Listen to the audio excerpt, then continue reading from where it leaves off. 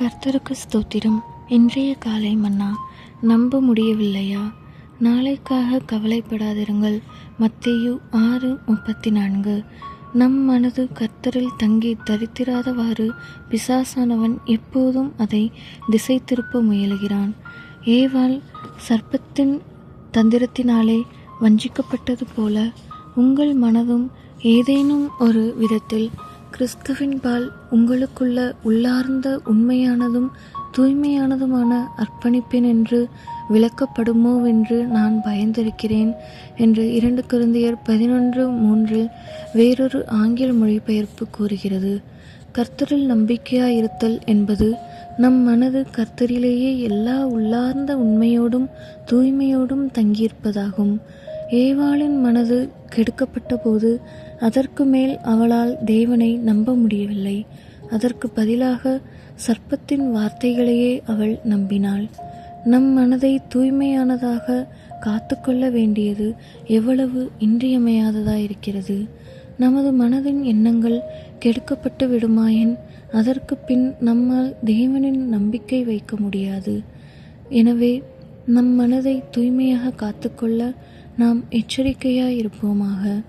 நம் மனது கர்த்தரில் தங்கியிருப்பதற்கு இது ஒரு அடிப்படையான தேவையாயிருக்கிறது.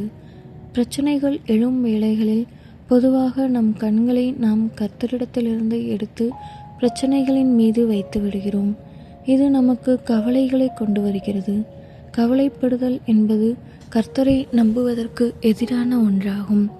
நாளைக்காக கவலைப்படாதிருங்கள் என்று மத்தேயு 6:34 நாம் வாசிக்கிறோம். பிசாசானவன் எப்போதும் நாளையை குறித்த கவலையான எண்ணங்களையே நம்மில் கொண்டு வர முற்படுகிறான். ஐஸ்வர்யமுள்ள ஒருவனுடைய நிலம் நன்றாய் விளைந்தது என்று லூக்கா 12:16 நாம் வாசிக்கிறோம். எனினும் அவன் நித்திரை செய்ய முடியாத அளவுக்கு மறுநாளை பற்றி அவ்வளவு கவலையுள்ளவனாயிருந்தான். நான் என்ன செய்வேன்? என் தானியங்களை சேர்த்து வைக்கிறதற்கு இடமில்லையே. பணத்தை எவ்வாறு சேகரிப்பது அல்லது சேகரித்ததை எவ்விதம் பாதுகாப்பது என்பது குறித்த கவலையை பிசாசானவன் நம்மில் போட முயற்சிப்பான்.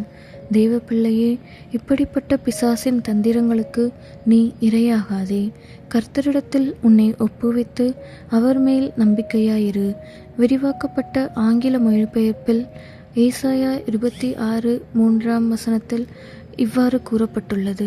யாருடைய மனது, அதாவது தன் விருப்பத்திலும் தன் சுபாவத்திலும் உம்மீது தங்கியிருக்கிறதோ அவன் தன்னை உமக்கு ஒப்புக்கொடுத்தும் உம்மீது சார்ந்து கொண்டும் உம்மேல் உறுதியான நம்பிக்கை வைத்தும் இருப்பதால் அவனை நீ பூரண சமாதானத்துடனும் நிரந்தரமான சமாதானத்துடனும் பராமரித்து காத்துக்கொள்வி. இது நம் மனதை பிரகாசிப்பதாயிருக்கிறது. ஆமேன்.